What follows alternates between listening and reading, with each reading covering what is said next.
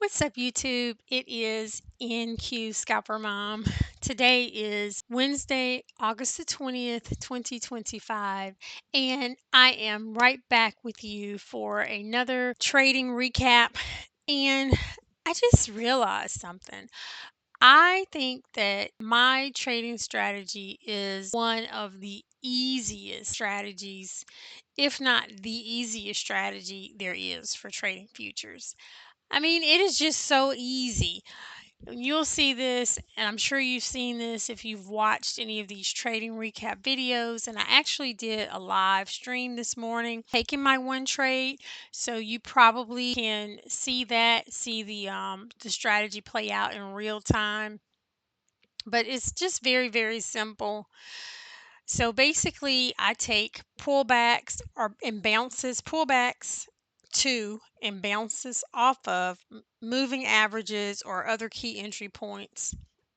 So this morning, immediately after the opening of the New York session, we had this huge drop on the MNQ, huge, huge, huge drop. And then we kind of pulled back into the moving averages right there. That would be the 20, that's the 20 SMA and the 21 EMA is what I have, just so I could see the difference between them if there is any, because I'm really not that particular about which one that I use. So I just have them there together. And also, this yellow line is the 9 EMA, exponential moving average. So that's the 1 minute goal line, as Bob Anderson refers to that. So basically, we pull back into these moving averages here. It wasn't the stair stepping type of pullback that I like to see, but nevertheless, we definitely pull back into it, particularly this one here pulled right back. Well, this one pulled all the way into the 20 and the 21. This little green one pulled back into the 9 EMA. So basically, that was my signal bar. Put it there. This is my signal bar to tell me, okay, it is time to take a trade. So once we had another bar where the price went a tick below the signal bar, that was my entry. And then my exit, if I'm being just regular, would be above. I just put it above the highest bar there. If I was being extra, given extra room, I would put it way above here. But most times I just put it above here. I mean, if this was my kind of the first signal bar I was looking at, but then this one was another signal bar. So I just used this one because I like to look for that resistance. And I felt that this was close enough to give more of a safer conservative stop loss. And then I just give it to 1.5 risk reward. And that's arbitrary. If you saw my live, you saw that mid trade, I saw the trade working out after we had just a little bit of consolidation, which really just gave additional entries for those people who only take second entries or two-legged pullbacks. That just gave another entry, so that would have worked as well. And then it started to work really well. And I guess I got a little nervous. I did not want my green trade that was very nice and green to go to red. So, and I'm looking at, this is the overnight low right here, and we have to get to my target, which is beyond the overnight low. So in my infinite wisdom, I broke my guidelines from my trading coach and said, you know what, I'm going to trail this stop because I cannot afford to go red on this trade. So I did that, and I just trailed the stop just kind of right here and was taken out. So, needless to say, there was a huge little retracement back up, which I'm kind of happy I didn't have to sit through. But nevertheless, the trade just continued down, easily got to my 1.5 R target. So I did meet with my coach today, and he was not happy with me, quite disappointed, called BS on my technical reason for exiting the trade early. So I get it. It's a difference in opinion. For me, I like to see what a 1-to-1 or 1 to 1.5 is. However, if structure is ahead of it, then I would prefer to front run this low, and then this retracement provides another entry. I don't want to retrace all the way back to the 9 EMA. I don't want to do that. So I'd rather just enter again if it goes back up to the 9 EMA and re-enter and take the trade again. So, but that's neither here nor there because I'm only supposed to be taking one trade, and I'm supposed to be building the discipline to let that trade run to 1.5 R or let it go back to my stop loss. And he went over it, showed me a chart of his where he had 7 green days and 7 red days, and he was still net profitable because he goes to 2R on all the trades. On the days where you do reach target, you're building in that cushion for when you don't.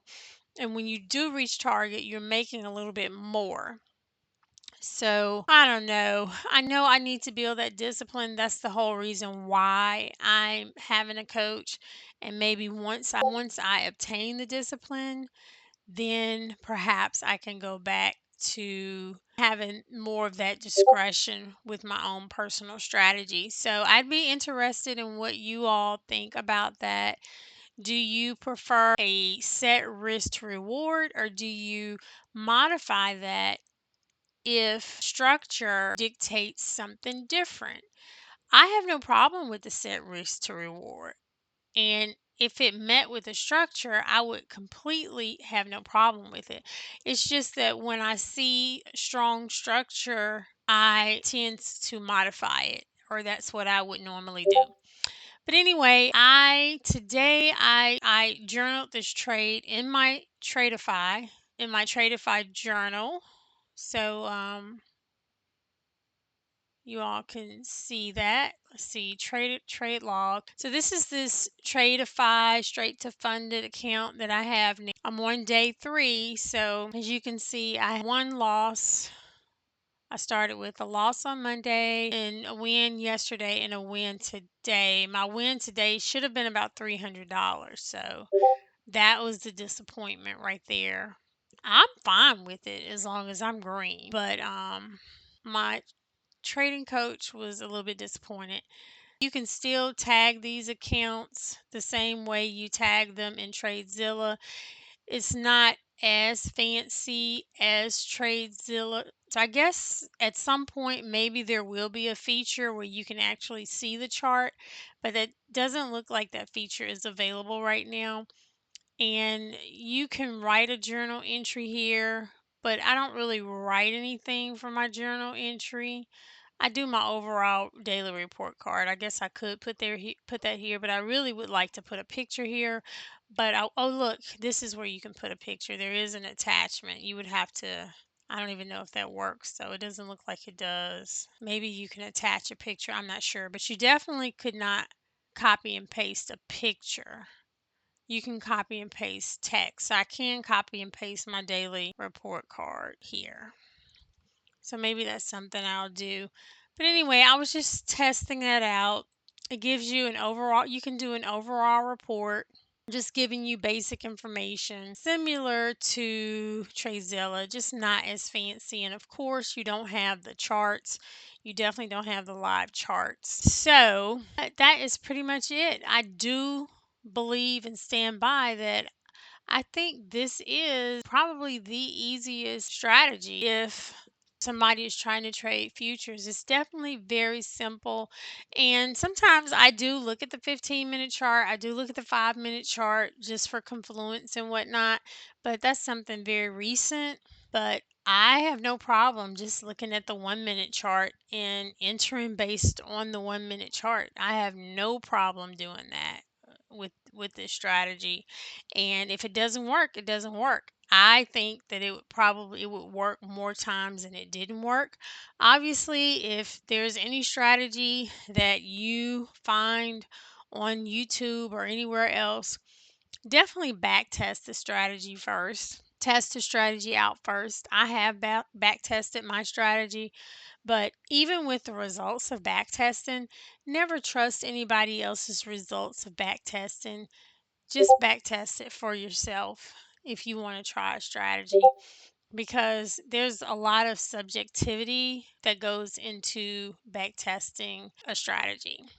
That is all I have for today. Day 3 on my Tradeify straight to funding account.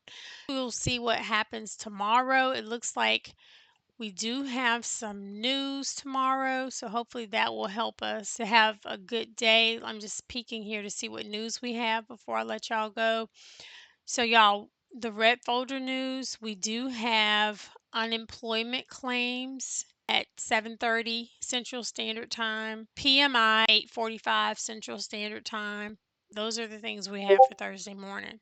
Please let me know your thoughts on whether you thought the price action today was an improvement from what we've been dealing with lately. And also, if you have any thoughts on using structure for your target, or do you strictly stick to a risk reward target? Thanks for watching.